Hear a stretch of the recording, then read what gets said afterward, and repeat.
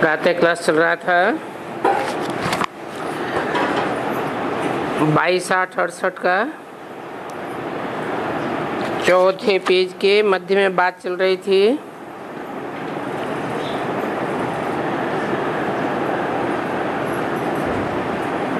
तुम शंकराचार्यों से, सन्यासियों से भी पूछ सकते हो और बता सकते हो कि तुम्हारा धर्म तो अलग है।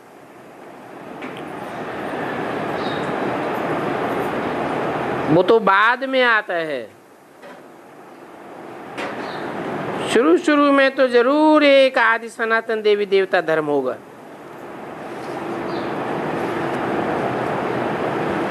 जब आदि सनातन देवी देवता धर्म था तो और सभी धर्म मुक्ति में थे।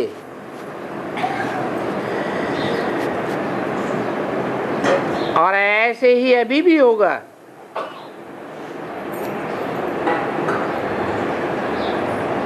तुम बच्चे तो मुक्ति में जाने का सहज उपाय बताते हो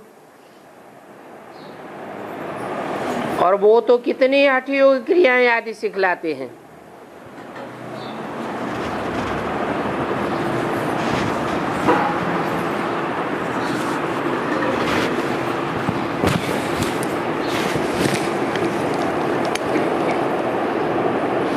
उनका तो है ही हठयोग।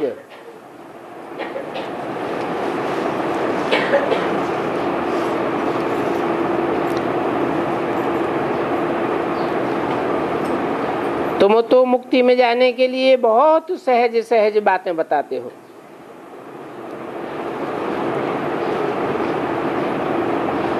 कहते हो अपन को आत्मा समझ,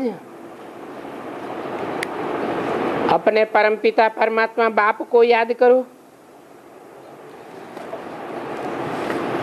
बाप भी कहते हैं मैं ही एवर पावन हूं।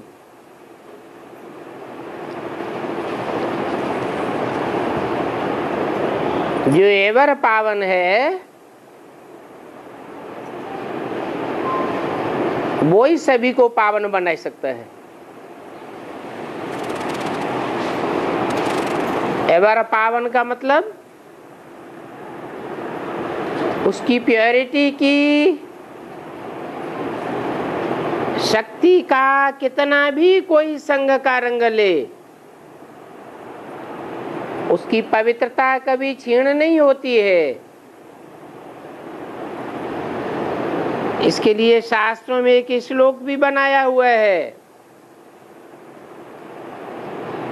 पूर्णमिदं पूर्णमदः पूर्णात् पूर्णमुदच्यते। वो पूर्ण है।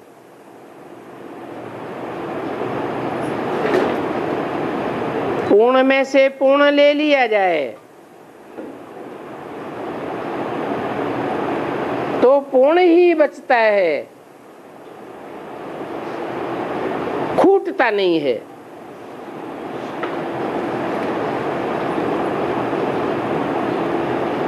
अर्थात वो एवर प्योर है। और इस दुनिया के जो भी मनुष्य मात्र हैं, चाहे धर्म पिताएं हों, धर्मात्माएं हों, महात्माएं हों, वो सब संग के रंग में आने से खूट जाते हैं। उनकी प्योरिटी समाप्त हो जाती है। इसलिए जो संग के रंग में आकर के प्रभावित हो जाते हैं, नीचे गिर जाते हैं, वो औरों को पतित से पावन नहीं बना सकते। स्वयं पतित होने वाला दूसरों को पावन कैसे बनावेगा?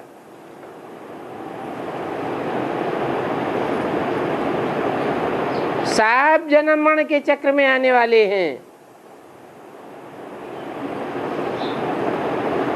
सब सुख भोगने की आकांक्षा रखने वाले हैं।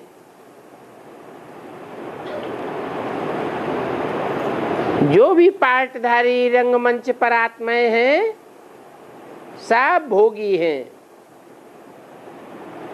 शरीर से सुख भोगते भोगते आत्मा की शक्ति की क्षीणता होती रहती है।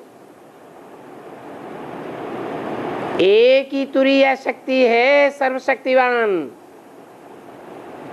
जो इस सृष्टि पर आता भी है, पतित दुनिया में आता है, पतित से पतित तन में आता है, फिर भी उसकी पवित्रता की पावर कम नहीं होती है। जो जो आत्माएं उसके संग के रंग में आती हैं, उनमें दिन दूनी रात चौगुनी पवित्रता बढ़ती ही जाती है।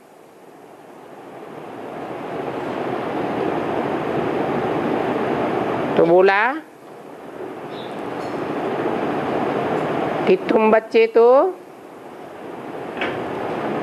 उस परम पवित्र बाप को पहचानते हो और उसे याद करने का सहज रास्ता बताते हो।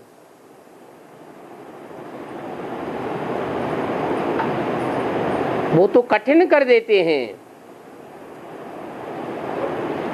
निराकार बताए देते हैं, सर्वव्यापी बताए देते हैं। सर्वव्यापी बताने से तो बुद्धि भटक जाती है। कहां कहां बुद्धि को टिकाएंगे? अभी तो बाप ने सहज रास्ता बताया है कि अपन को आत्मा समझो और इस सृष्टि पर आए हुए साकार बाप को, जो मनुष्य सृष्टि का बाप है, उसे पहचानो। वो क्रिएटर है। क्रिएटर और क्रिएशन का संबंध साकार में होता है। उस क्रिएटर में वो निराकार परमपिता परमात्मा शिव प्रवेश करता है और पहचान देता है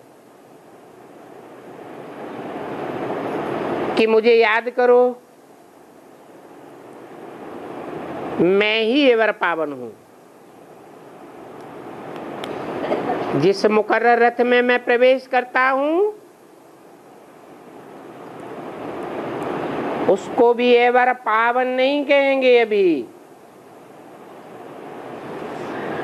उसे भी एवर पावन तब कहेंगे जब सुप्रीम सोल बाप उस आत्मा को आप समान बनाए लेते हैं। तो मुझे ही कहते हैं पतित पावन। पतितों को पावन बनाने वाला।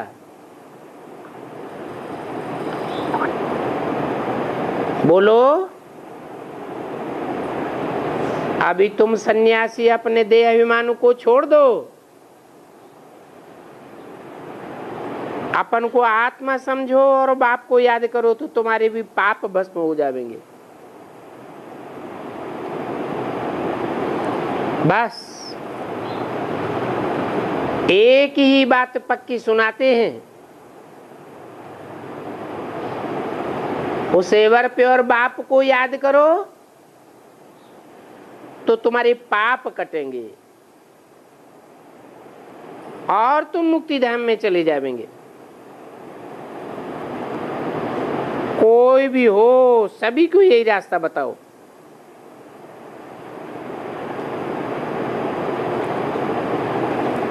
कोई मानेगा, कोई नहीं मानेगा, माने न माने, किसी की बुद्धि में अगर थोड़ा भी बैठ जाएगा तो प्रजा में आ जाएगा। नहीं बैठता है तो समझ जाना चाहिए कि हमारे धर्म का है ही नहीं। दो ही अक्षर समझाने हैं, अलफ अर्थात अल्लाह। अल्लाह ऊंच ते ऊंच को कहा जाता है। ऊंच और नीच की गणना इस साकार सृष्टि पर ही होती है। निराकारी दुनिया में ऊंच और नीच की बात नहीं है।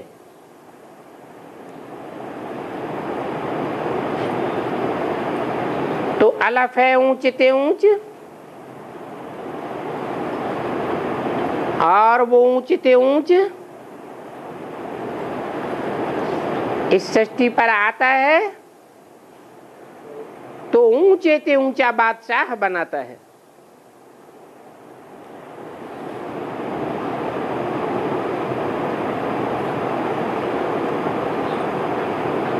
पिछाड़ी में फिर एक ही बात कहते हैं, मन मना भव। मेरे मन के संकल्पों में समा जा। मैं निराकारी स्टेज वाला हूं, तू भी निराकारी बन जा। मैं निसंकल्प स्टेज वाला हूं, तो मेरे को याद करते करते तू भी ऐसे ही बन सकता है। निराकारी बनेगा तो निर्विकारी बनेगा।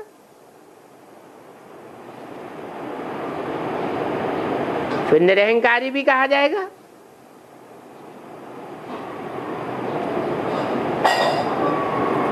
इसलिए एक ही बात बताते हैं कि माम एकम याद करो, फिर जो जितना याद करे। अपनी याद का मीटर देखते रहो कि हमारी याद कितनी सहज होती जाती है।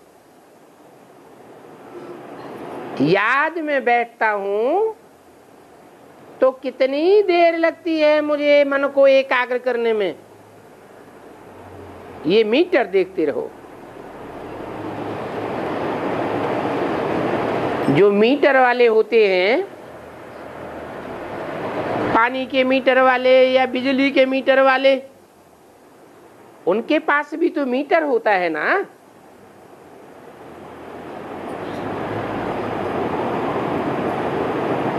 लंबाई को नापने वालों के पास भी मीटर होता है। तो जितने माइल्स का पता पड़ता जाता है, नूद तो होता है ना। तो तुमको तो बहुत थोड़ा समझना और समझाना है। तुम्हारा समय तो बहुत कीमती है। बाप से वर्षा लेने के लिए बार बार बाप को ही याद करना है, खुद याद करना है और दूसरों का कल्याण भी करना है। समय नष्ट नहीं करना है। ईश्वरीय सेवा में हड्डी हड्डी स्वाहा करनी है। इसके लिए दधीचि ऋषि का मिसाल दिया जाता है।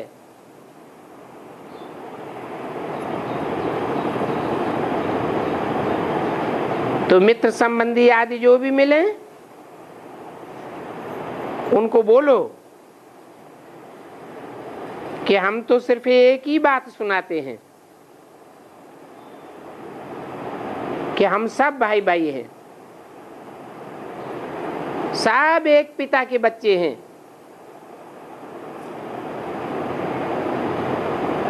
तो हमारा धंधा सो बाप का धंधा।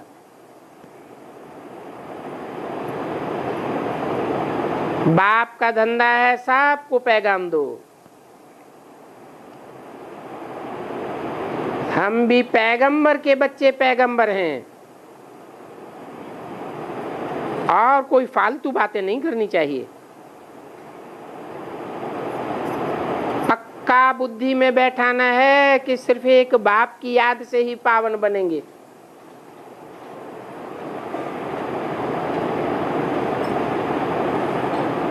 पावन धाम दो ही हैं, एक शांति धाम और दूसरा सुख धाम। ये तो पतित दुनिया है, दुख धाम। अभी फिर बाप कहते हैं कि मुझे याद करो तो दुखधाम को छोड़ करके तुम सुखधाम में ट्रांसफर हो जाएंगे। पहले शांति धाम जाएंगे। जिसको समझाना है उसकी नब्ज भी देखनी पड़ती है। उन लोगों को तो पता ही नहीं है कि दुनिया का विनाश होना है।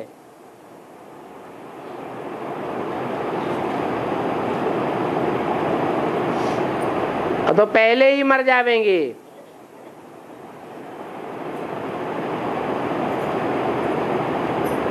तुम्हारी बातें सुनने के लिए उनको फुर्सत ही नहीं है, तो विनश्यंती हो जाते हैं। तुम्हारी तो विजय निश्चित है। तुम्हारे अलावा बाकी सब शांति धाम में चले जाएंगे। ओम शांति।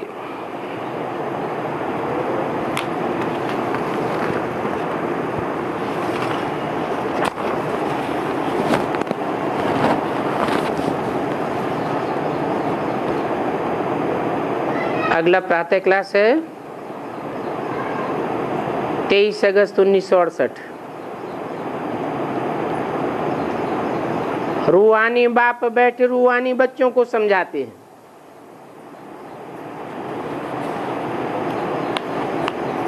जब भी मुरली शुरू होती है तो अक्सर करके ये बात क्यों बोलते हैं,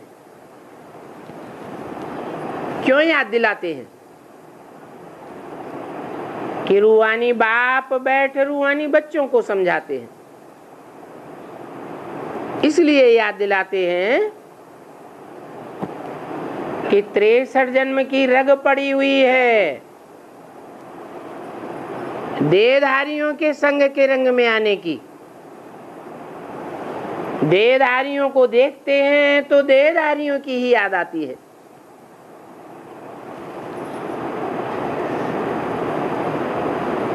यहाँ तो दो बाप हैं, एक है रूहानी बाप, वो भी बेहद का है, बेहद की रूहें और उनका बाप बेहद का। और वो रूहानी बाप इन जिस्मानी आंखों से नहीं दिखाई पड़ता है, इसलिए याद दिलाते हैं कि रूहानी बाप समझाने वाला है और बैठ समझाते हैं। किसमें बैठ समझाते हैं? जिस्मानी बाप में बैठ समझाते हैं। वो जिस्मानी बाप भी मनुष्य सृष्टि का बेहद का बाप है। क्राइस्ट आदि धर्म पिताएं फिर भी 150-200 करोड़ मनुष्य सृष्टि के बाप है। उनकी तो फिर भी हद है, परंतु जिस मुकर्रर रथ में परमपिता परमात्मा रूहानी बाप आते हैं वो तो सारी मनुष्य सृष्टि का बाप है, परंतु समझाने वाला वो मनुष्य सृष्टि का बाप नहीं है, वो जिस्मानी बाप है। मनुष्यों को जिस्म होती है, वो जिस्मों को पैदा करने वाला है। जो जिस्मानी मनुष्य सृष्टि है उसका बीज बोने वाला बाप है। 500 करोड़ मनुष्य सृष्टि के पहले पत्ते को भी जन्म देने वाला बाप है, परंतु वो समझाने वाला नहीं है। समझाने वाला रूहानी बाप है। बताते हैं कि मुझे ये बातें समझाने में मजा आता है। किसको? रूहानी बाप को ये रूहानी बातें समझाने में बहुत मजा आता है। और फिर तुम बच्चों को पवित्र बनाने में भी बहुत मजा आता है। और क्या? जितना जितना मैं तुम बच्चों के संसर्ग संपर्क संबंध में आता जाता हूं, और जितना जितना तुम बच्चे मेरे को लगाव पूर्वक याद करते हो, उतना तुम पवित्र बनते जाते हो। इसलिए ही कहते हैं कि पतित पावन बाप को याद करो। पतितों को पावन बनाने वाला वो निराकार रूहानी बाप है। जब गाते हैं पतित पावन सीताराम, तो गाने वाले भक्तों की बुद्धि साकार की ओर चली जाती है या रूहानी बाप की ओर जाती है? तो ये बात तो झूठी हो गई। क्या कि राम और सीता पतितों को पावन बनाने वाले हैं। बाप भी बार बार समझाते हैं, तुम सब सीताएं हो,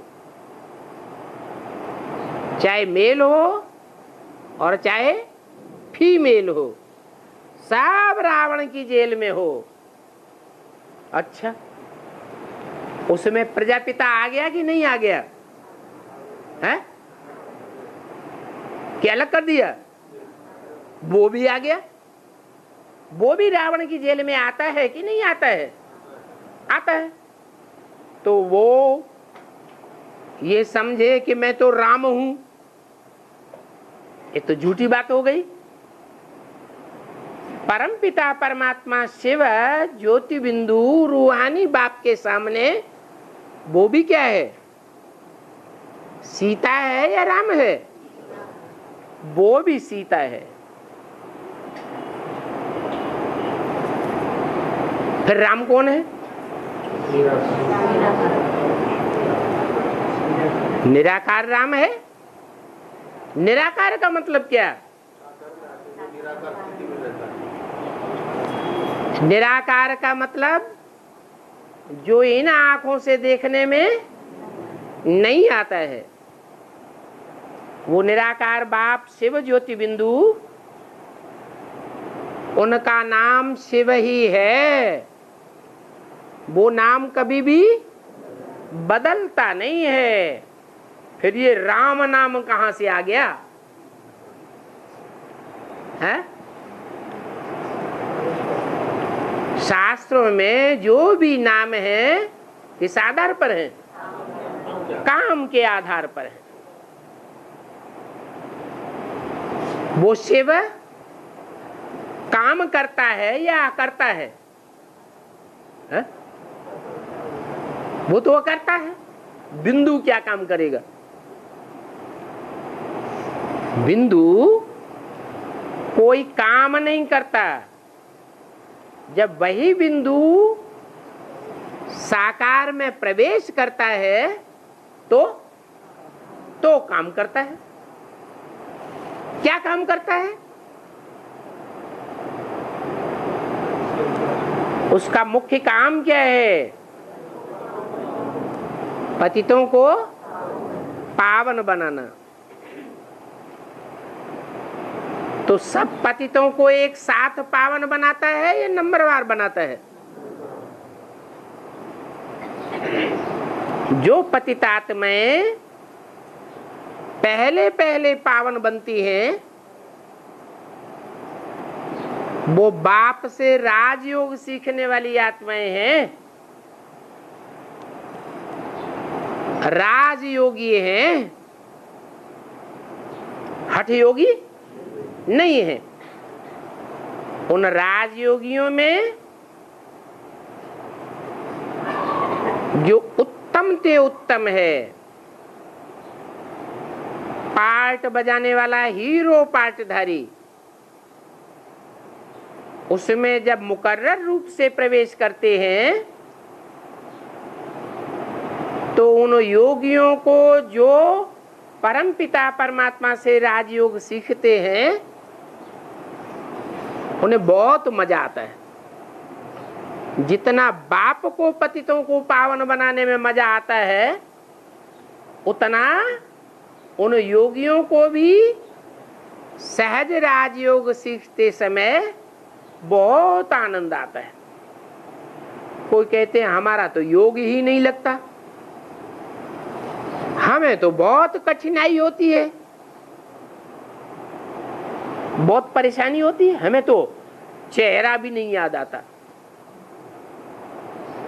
उस चेहरे में प्रवेश होने वाला वो ज्योति बिंदु, उसकी याद तो बहुत दूर की बात हो गई। हमें तो वो आधार भी याद नहीं आता। तो इससे क्या साबित होता है?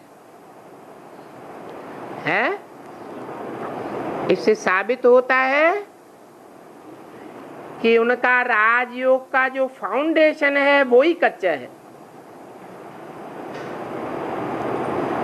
फाउंडेशन पक्का न होने की वजह से जो भी राजयोग की बिल्डिंग है वो कमजोर होती रहती है। जो आत्मा जिस समय ज्ञान में आई, बाप को पहचाना, उसी समय जो जितने अलर्ट हो जाते हैं तो उनको बहुत आनंद आता है। जिसका आदि अच्छा उसका मध्य और अंत भी अच्छा होता है। फिर भी कहते हैं सर्व का सदगति दाता एक ही बाप है और कोई है नहीं। 500-700 करोड़ जो भी मनुष्य मात्र हैं, जो भी मनुष्यों की आत्माएं हैं, उन सब की सदगति करता है। हाँ, कोई की एक जन्म की सदगति होती है और कोई की 21 जन्मों की भी सदगति होती है। ये भी तुम ही समझते हो कि अभी घर जरूर जाना है।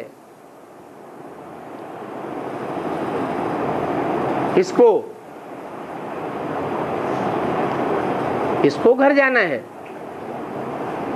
मनुष्यों को घर जाना है कि ब्राह्मणों को घर जाना है? ब्राह्मणों को घर जाना है? आत्माओं को घर जाना है।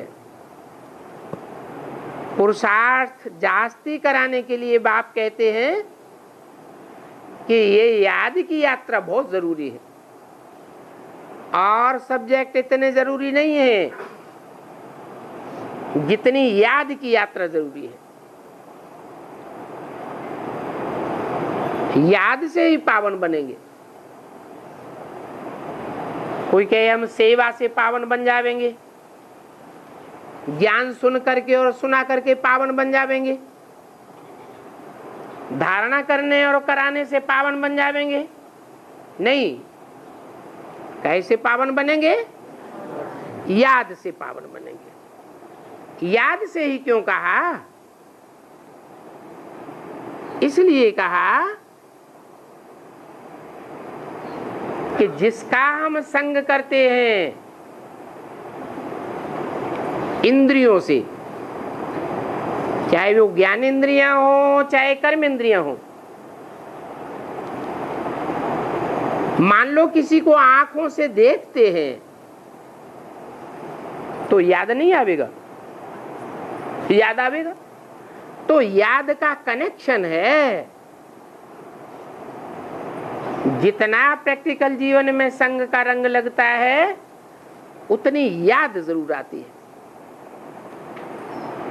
और संग का रंग भी अगर अटैचमेंट पूर्वक है तो याद और ही जास्ती आवेगी। अटैचमेंट कहीं दूसरी जगह लगा हुआ है। संग भल शरीर के साथ है, कंधे पर चढ़े हुए हो, सरेंडर ही हो गए हो, लेकिन बुद्धि कहीं, मन बुद्धि कहीं दुनिया में, बाहर की दुनिया में दूसरी ओर लगी हुई है, तो संग का रंग लगेगा? नहीं लगेगा। और गहरी याद आवेगी? है नहीं आवेगी। इसलिए बताया कि याद से ही पावन बनेंगे, और याद में भी जितनी अव्यभिचारी याद होगी उतने जास्ती जल्दी पावन बनेंगे। व्यभिचारी याद होगी तो पावन बनने में देरी लग सकती है। तो मुख्य है याद की यात्रा, दूसरे नंबर में है पढ़ाई। तो बताया कि पहले तो अलफ बाप को याद करो, पीछे बादशाही की बात, जिसके लिए तुमको डायरेक्शन देते हैं। तुम जानते हो कि हमने 84 जन्म कैसे लिए हैं।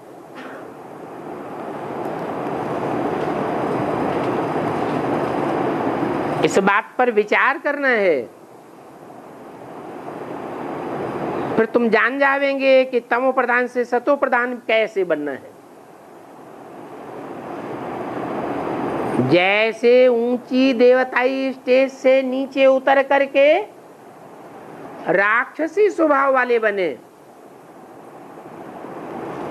ऐसे ही नीचते फिर ऊंच बनने के लिए क्या करना पड़ेगा? है? अरे नीचे गिरे हैं अनेकों की याद से, अनेकों के संसर्ग संपर्क संबंध में जन्म जन्मांतर आते रहे तो नीचे गिर गए। अब क्या करें? अब जो एक ऊंचते ऊंच बाप का हमको परिचय मिला है, जाना है, माना है, स्वीकार किया है, उस एक बाप की याद में अगर हम टिकेंगे, टिकने का पुरुषार्थ करेंगे, तो तमो प्रधान से सतो प्रधान जरूर बनेंगे। सतो प्रधान बनेंगे, फिर सतो प्रधान से फिर तमो प्रधान बनेंगे। ऐसे नहीं कि एक बार सीढ़ी चढ़ गए तो फिर सदा काल चढ़े ही रहेंगे, नहीं, फिर उतरना भी है। अब फिर तमो प्रधान से सतो प्रधान बनना है। अभी लक्ष्य क्या है? अभी दोनों ही लक्ष्य हैं या एक लक्ष्य है? तमो प्रधान से सतो प्रधान बनने का लक्ष्य है, दूसरा लक्ष्य तो नहीं है। क्या कि सतो प्रधान बनकर फिर तमो प्रधान भी बनना है। कोई कोई ऐसे भी हैं जो बार बार बोलते हैं भक्ति से नीचे उतरना होता है। भक्ति नहीं करेंगे तो ज्ञान कैसे मिलेगा? भक्ति पूरी होगी तभी तो भगवान की पूरी पहचान होगी। तो बुद्धि में क्या बैठा हुआ है? नीचे उतरना है या चढ़ना है? तो नीचे उतरने वाली बात हो गई? नहीं, अभी तो हमें पक्का पक्का नीचे से ऊपर चढ़ना है, चढ़ती कला में जाना है। उतरती कला की तो बात ही नहीं। भला माया हमारा पीछा नहीं छोड़ती है, माया तो हमको नीचे गिराती है, परंतु हमारा लक्ष्य से क्या है? पतित से पावन बनना है, क्योंकि हम बेहद के बाप के बच्चे बने हैं। जब उतरते हैं तो बेहद के बाप का हमको ज्ञान होता ही नहीं, और अभी तो हमको बेहद के बाप का ज्ञान है, इसलिए ऊपर ही चढ़ने का लक्ष्य रखना है, नीचे गिरने की बात नहीं होनी चाहिए। और ये भी जानते हो कि बाप तो एवर पवित्र है। सतयुग है पावन दुनिया, उस पावन दुनिया में एक भी पतित नहीं होता है। सतयुग में ये पतित पने की कोई भी बातें नहीं होती हैं। तो मूल बात है पावन बनने की। अब पवित्र बनो तो नई दुनिया सतयुग में आने लायक बनो। उसके लिए प्रयास करना है, खुद भी पावन बनना है और दूसरों को भी पावन बनाना है। वहां नई दुनिया में कोई भी पतित नहीं होते, वहां सब पावन होते हैं। और यहां पुरानी दुनिया में सब पतित हैं। जो अभी सतो प्रधान बनने का पुरुषार्थ करते हैं वो ही सतो प्रधान दुनिया का मालिक बनेंगे। तो मूल बात एक ही है कि बाप को याद करके सतो प्रधान बनना है। बाप कोई जास्ती मेहनत नहीं देते हैं, सिर्फ कहते हैं कि अपन को आत्मा समझो, बार बार कहते हैं। तो पहले पहले यही सबक पक्का करो कि हम देह नहीं है, हम आत्मा हैं। बस जो बड़े आदमी होते हैं जास्ती नहीं पढ़ाते हैं। जितना बड़ा प्रोफेसर होगा सारा दिन पढ़ाता होगा कि 1-2 घंटा लेगा, थोड़ा पढ़ाता है, 2 अक्षरों में सारा समझाई देते हैं। बड़े आदमी को तकलीफ ज्यादा नहीं दी जाती है। ये भी तुम जानते हो कि सतो प्रधान से तमो प्रधान बनने में भी कितने जन्म लग गए हैं? कौन बताएगा कितने जन्म लग गए हैं? कोई एक हाथ उठा के बता दो कितने जन्म लग गए हैं? 63 जन्म। अच्छा, 63 जन्मों से पहले जो 21 जन्म हुए उनमें नीचे नहीं गिरे, कलाएं कम नहीं हुई हैं? तो ये कैसे कह सकते हैं कि सिर्फ 63 जन्म ही लगे? अरे सतो प्रधान पहले जन्म में होते हैं या त्रेता के अंतिम जन्म में भी सतो प्रधान होते हैं? सतयुग के अंत में सतो प्रधान कहे हैं? नहीं। तो प्रश्न ये है कि सतो प्रधान से तमो प्रधान बनने में कितने जन्म लगे? 84 जन्म लगे। 63 जन्म नहीं कहेंगे, 84 जन्म लगे हैं। सतो प्रधान से तमो प्रधान बनने में कितना टाइम लगता है?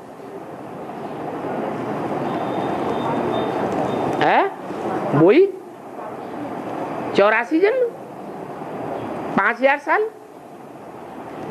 तो ये तो तुमको निश्चय हो गया कि पहले पहले हम ही सतो प्रधान थे और दूसरे धर्म वाली जो भी आत्माएं हैं वो सतो प्रधान नहीं थी। हम स्वर्ग के वासी थे। कहाँ के वासी? स्वर्ग के वासी। स्वर्ग के वासी की पहचान क्या हुई? स्वस्थिति में रहने वाले, स्वस्थिति में ही जाने वाले, गमन करने वाले।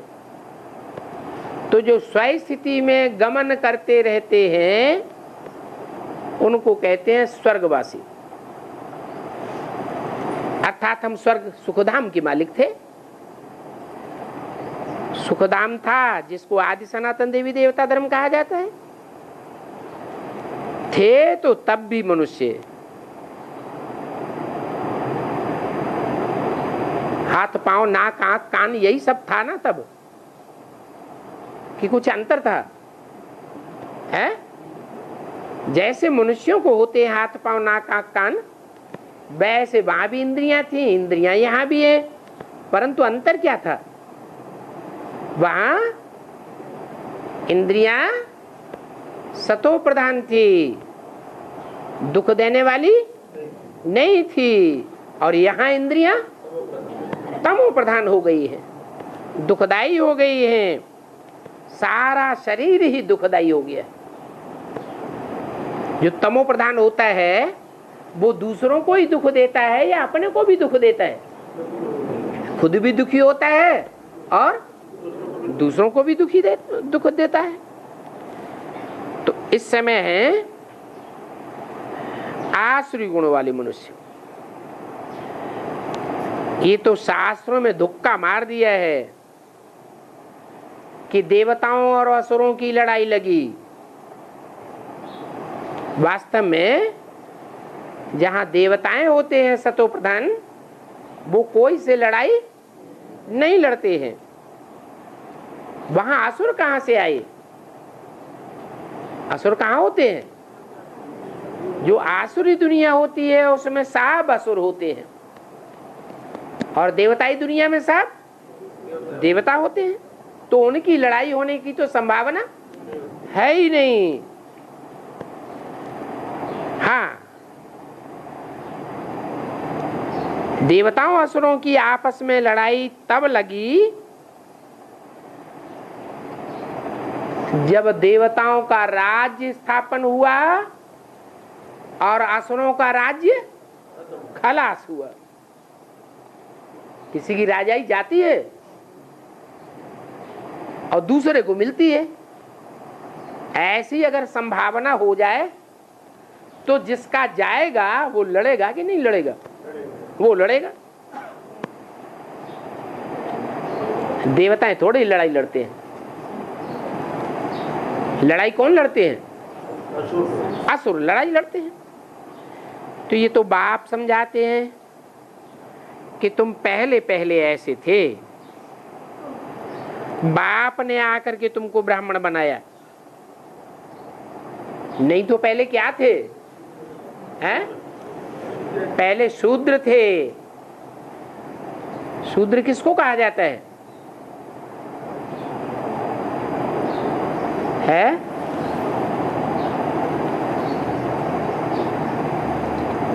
आज से 400-500 साल पहले तुलसीदास ने भी लिखा था, भय वर्ण शंकर सबे, सब वर्ण शंकर हो गए। माना कोई भी पक्का ब्राह्मण या क्षत्रिय नहीं रह गया, मिक्स हो गए, शूद्र बन गए।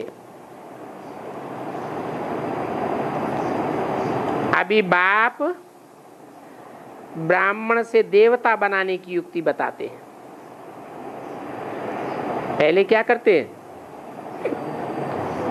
पहले शूद्र से ब्राह्मण बनाते हैं। ये एक प्रयास हुआ। फिर बाद में ब्राह्मणों को देवता बनाते हैं। ब्राह्मण किसके द्वारा? ब्रह्मा द्वारा ब्राह्मण बनते हैं। फिर देवता किसके द्वारा बनेंगे? देवताओं के द्वारा। है? देवताओं के द्वारा। देवताओं के द्वारा? कौन से देवताएं हैं जिनके द्वारा हम देवता बनते हैं? है? ब्रह्मा। है? ब्रह्मा को देवता नहीं कहेंगे? कहेंगे। दाढ़ी मूछ वाले को देवता क्यों नहीं कहेंगे? है? दाढ़ी मूछ वाले को देवता कहेंगे कि नहीं कहेंगे? अब नहीं बोलते। बोला कि वकील के द्वारा वकील बनता है, डॉक्टर के द्वारा डॉक्टर बनता है, इंजीनियर के द्वारा इंजीनियर बनता है। ब्रह्मा के द्वारा ब्राह्मण बनते हैं, ब्रह्मा के द्वारा देवता नहीं बनते हैं। कोई बना क्या है? कोई नहीं बना। क्या ब्रह्मा बाबा देवता नहीं बने हैं? देवता नहीं कहेंगे, क्या कहेंगे? फरिश्ता बने। फर्श की दुनिया वालों से उनका अब कोई रिश्ता नहीं रहा। तो बोला उन देवताओं के लिए कहा जाता है अहिंसा परमो धर्म। उनका परम धर्म क्या है? उनका परम धर्म है अहिंसा। तो वो अब भी लड़ाई थोड़े ही करेंगे, हिंसा थोड़े ही करेंगे। हिंसा की तो बात भी नहीं हो सकती। सतयुग और दैवी राज्य की स्थापना, फिर लड़ाई कहां से आई? जिसके फाउंडेशन में ही अगर लड़ाई होगी तो सारा सतयुग आदि मध्य अंत क्या हो जाएगा? लड़ाई लड़ाई हो जाएगी। तो जो सतयुग की स्थापना करने वाले हैं उनके तो संकल्प मात्र में भी लड़ाई की बात, हिंसा की बात नहीं होनी चाहिए, बाहुबल की बात नहीं होनी चाहिए। सतयुगी देवताएं असुरों के पास आकर लड़ेगा, ऐसा हो नहीं सकता। फिर कौन लड़ेगा? असुर जाकर लड़ेंगे या देवताएं जाकर लड़ेंगे? जो आसुरी संस्कार वाली आत्माएं हैं वो ही खिटखिट पैदा करती हैं पहले। ये पुरानी दुनिया है। तो जो पुरानी दुनिया है वो नई दुनिया हो कैसे सकती है? भक्ति मार्ग में तो मनुष्य जो सुनाते हैं, सुनते हैं, वो सत्य सत्य कहते रहते हैं। अभी तुम तो कोई शास्त्रों की बातें नहीं सुनाते हो, तुम खुद गीता भी नहीं सुनते हो। क्या तुम ब्राह्मण अभी गीता भी नहीं सुनते हो? आगे तो सुनते थे। आगे माने यज्ञ के आदि में वो ही संस्कृत की गीता के अर्थ बैठ बताते थे, सुनाते थे, और ब्राह्मण बच्चे सुनते थे। गीता सुनने के लिए मनुष्य कितने ढेर के ढेर जाते हैं। बाप कहते हैं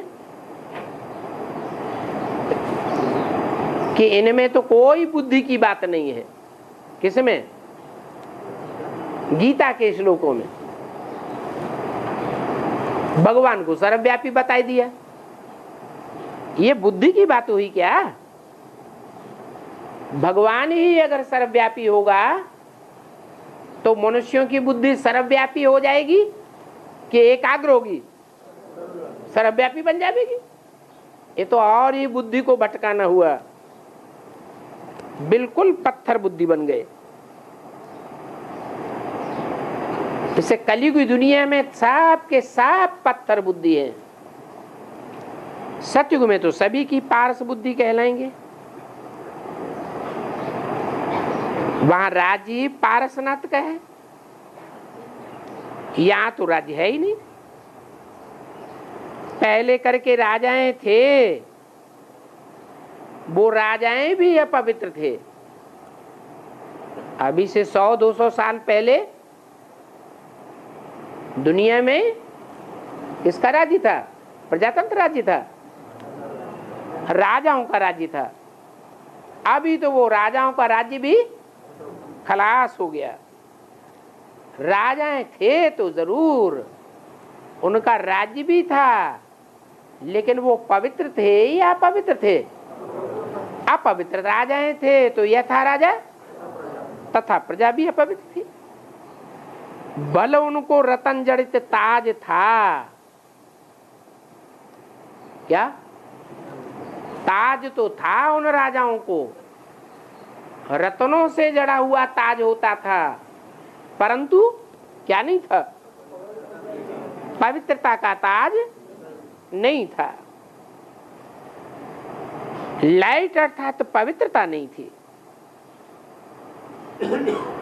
वहां नई दुनिया में तो सब पवित्र थे, परंतु इसका ये मतलब नहीं है कि वहां नई दुनिया में कोई ऐसे पवित्रता का ताज होता है जो सबको दिखाई देता है। ऐसा होता होगा? नहीं। उनके नेत्रों से, उनके मुख से क्या झलकता था? पवित्रता की रोशनी झलकती थी। ये ताज था। जैसे क्राइस्ट, गुरु नानक, शंकराचार्य, जो भी नए नए धर्म पिताएं परमधाम से नीचे उतरते तो पहले जन्म में उनका जो चेहरा था वो कैसा दिखाई देता था? पवित्र देखने में आता था या अपवित्र देखने में आता था? पवित्र चेहरा देखने में आता था। वो लाइट पहले जन्म तक थी। बाद में क्या होता है? बाद में फिर अगले जन्मों में ऐसे नहीं कि वो आत्माएं कोई वापस चली जाती हैं, रहती तो इसी दुनिया में है, लेकिन वो एवर प्योर नहीं है। वो जिसमें भी प्रवेश करती है पतित आत्मा में, और दूसरे मनुष्य जिनके संसर्ग संपर्क में आती है तो क्या बन जाती है? संग के रंग में आते आते पतित बन जाती है। लेकिन परमपिता परमात्मा कभी संग के रंग में आने से पतित नहीं बनता।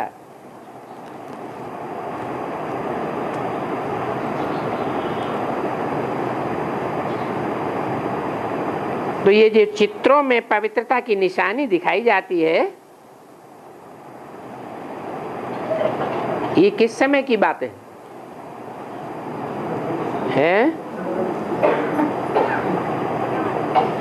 भक्ति मार्ग में जो भी चित्र बनते हैं देवताओं के, वो किस समय की यादगार है?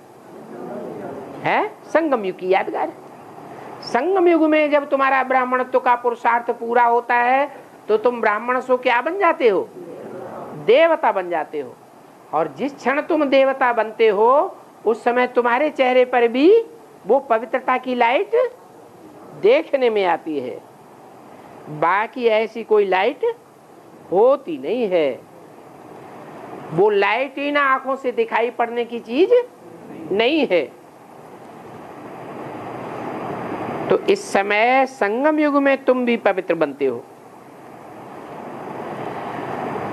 अभी तुम्हारी लाइट कहाँ है? ये तो सिर्फ पवित्रता की निशानी दिखाई गई है चित्रों में, और चित्र तुम्हारी परिपूर्ण अवस्था की यादगार हैं। अभी तुम पवित्र बनते हो तो तुम्हारे पर कोई लाइट का ताज थोड़े ही है। हाँ, आत्मा जानती है कि हम बाप से योग रख करके बाप को याद करते करते बाप की जो लाइट है, एवर प्योरिटी की लाइट, वो हमारे अंदर समा जाती है। फिर वहां विकार का नाम निशान नहीं रहेगा। अभी तो विकृति आती है, मन में भी विकार आता है। मन के संकल्प जो बीज है, बीज में ही विकार आवेगा, तो इंद्रियों में भी विकार आवेगा या नहीं आवेगा? आवेगा। जब तुम्हारी ऐसी स्टेज बन जाए कि संकल्प मात्र में भी विकार ना आवे, तो इंद्रियां भी कैसी बन जाएंगी? निर्विकारी बन जाएंगी। निराकारी, निर्विकारी, निरहंकारी कहे जाएंगे। वहां नई दुनिया में तो विकार का नाम निशान भी नहीं होता, वहां तो विकारी रावण राज्य ही खत्म हो जाता है। अभी तो राज्य किसका है? अभी तो रावण का राज्य है, हैं? फिर क्या कहें, राम का राज्य नहीं है, हैं? राम का राज्य नहीं है। सात सीताओं के ऊपर रावण का राज्य है, राम का राज्य नहीं कहेंगे। सतयुग में रावण का राज्य होता ही नहीं है। यहां तो रावण दिखाते ही है, ये सिद्ध करने के लिए कि रावण का यहां पर ही राज्य होता है, और हर साल रावण को जलाते हैं। ऐसे नहीं कि एक साल रावण जल गया तो फिर खलास हो गया, इसका क्या मतलब है?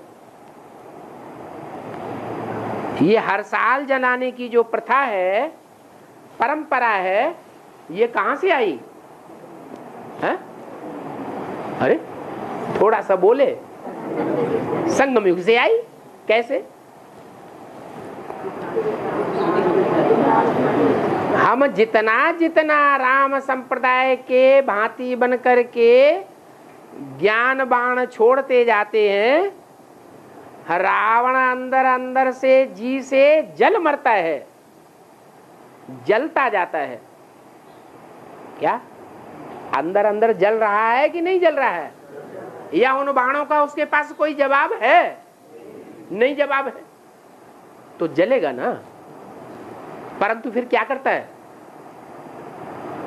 जलेगा तो भस्म हो जाना चाहिए, राख बन जाना चाहिए, फिर अगली साल और बड़ा होकर के कहां से आ जाता है?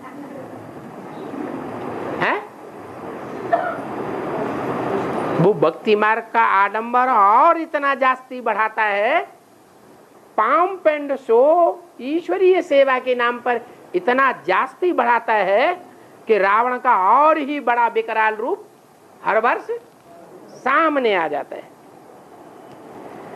तो यहाँ की यादगार है भक्ति मार्ग में कि रावण का हर वर्ष पुतला बड़ा बनाते जाते हैं, जलता ही नहीं है। जब तुम रावण पर जीत पालेंगे तब रावण नहीं होगा। परंतु तुम तो अहिंसक हो, तुम्हारी जीत कैसे होनी है?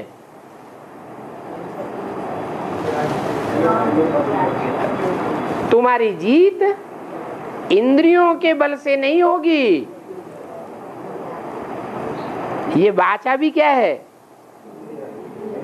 वाचा भी जो जिह्वा इंद्रिय है, वहां से वाचा निकलती है। वाचा से जीत नहीं होगी, कोई भी इंद्रियों से जीत नहीं होगी। कैसे जीत होगी? है? अरे योग लगाने के लिए इंद्रियां मुख्य है या मन मुख्य है? मन मुख्य है। तो मन जब तुम्हारा एकाग्र हो जाएगा तब तुम्हारी रावण पर जीत हो जाएगी। तो योग बल से तुम्हारी जीत होती है। योग बल कहो, याद बल कहो। याद कैसे करना है? इंद्रियों से ना याद किया जाता है क्या? इंद्रियों से थोड़ा याद किया जाता है। कैसे याद करते हैं? मन बुद्धि से याद किया जाता है। तो याद की यात्रा से हमारे जन्म जन्मांतर के पाप भस्म होते हैं। ये बात भी तुम जानते हो क्या? क्या? और धर्म की आत्माएं जो ब्राह्मण संप्रदाय में बैठी हुई है, वो फिर भी अपना वाचा का बल, इंद्रियों का बल, बाहुबल दिखावेंगी। लेकिन तुम्हारी बुद्धि में तो बैठा हुआ है क्या कि मन के मौन से नई रंगत निकलेगी। जब कोई सहारा काम नहीं देता तब अंत में ये बात बुद्धि में बैठेगी कि बाप की याद के सिवाय हमारी जीत होने वाली नहीं है। ओम शांति।